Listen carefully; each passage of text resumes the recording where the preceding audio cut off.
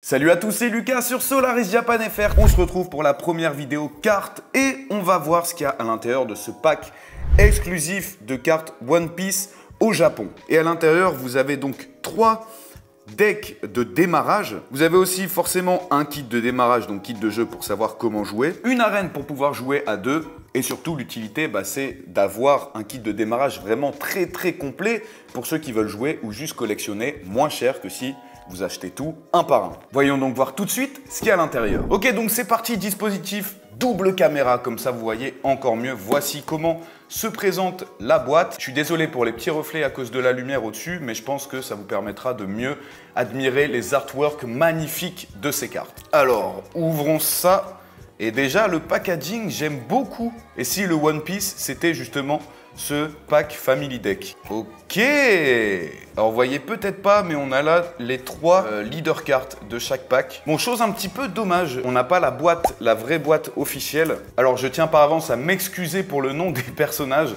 Ça fait un bail que je n'ai pas regardé One Piece. Ok, donc on commence avec Monkey D. Luffy, qui doit être une carte assez rare.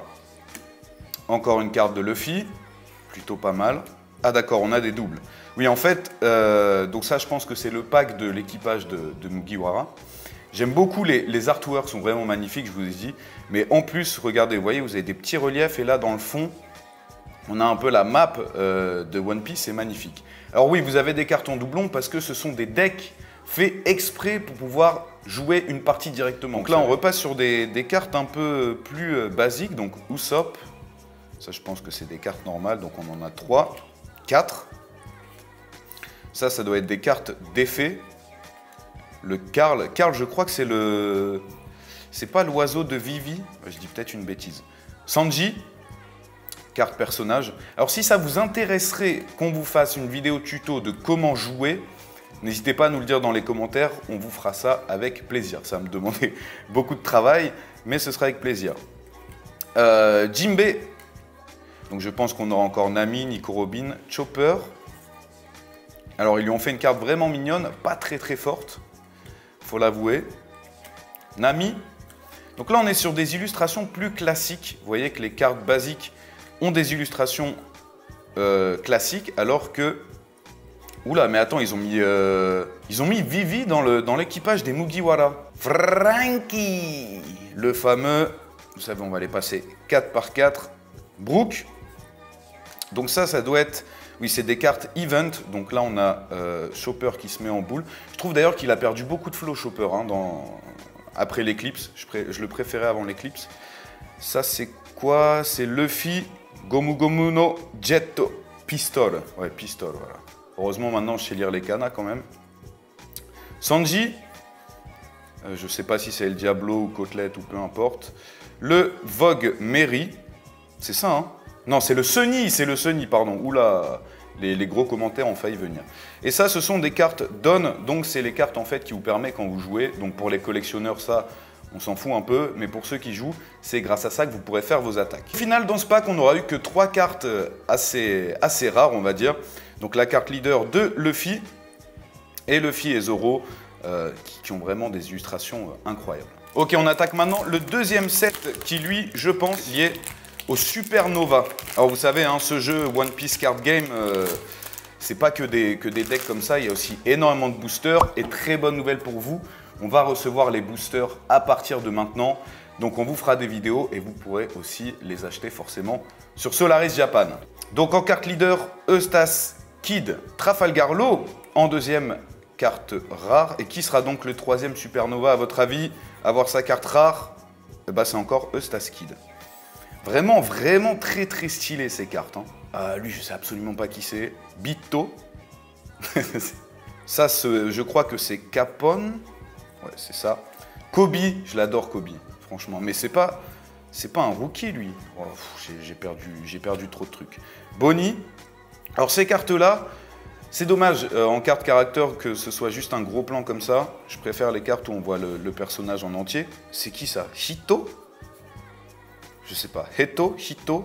Je ne sais pas. Rectifiez-moi dans les commentaires. Hein. Beppo, très stylé aussi. J'aime beaucoup Beppo, l'idée de ce personnage. X Dorek, très stylé. C'est bizarre, hein, il y a des cartes vraiment très stylées, personnages, et d'autres un peu moins. Donc là, on arrive dans les cartes event, donc je pense que c'est une attaque de Eustaskid. Là, on revient sur carte personnage avec Uluj. C'est ça? Uluj? Je suis pas sûr. Uluj? Je sais plus. Kira. Sympa. Carte personnage encore. Ah, Basile. Voilà, Basile, exactement. Carte event, donc Trafalgar Law. Là. Oula, mais c'est. Oui, c'est assez ancien. Hein. Dans les nouvelles séries, on est plus proche de ce qui se passe en ce moment dans One Piece. Mais sur celle-là, c'est des événements qui ont lieu assez lointains.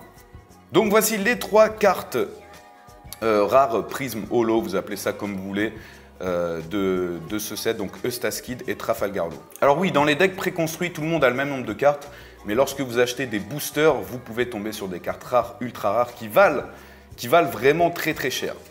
Et on termine donc avec les cartes du film. Là, moi, je n'ai même pas vu le film, qui a été beaucoup critiqué apparemment, je sais pas, dites-moi ce que vous en pensez. Donc Shanks en carte leader, on a Uta, qui veut dire musique. Alors lui, je ne sais pas, ça doit être le méchant du film. Un chara design sympa en tout cas. Je trouve au moins, niveau chara design, ils ont fait un truc cool.